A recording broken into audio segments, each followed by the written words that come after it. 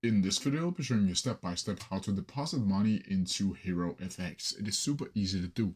So the first thing you need to do is open up your favorite browser and then go up to HeroFX.co.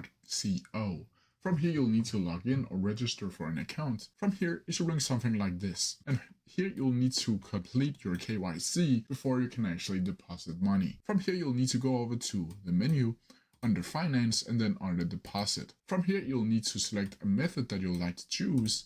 And here you can choose between all of these different Bitcoins and credit card, bank transfer, or Apple Card down here. So let's choose card and bank transfer first. Then you'll need to click continue.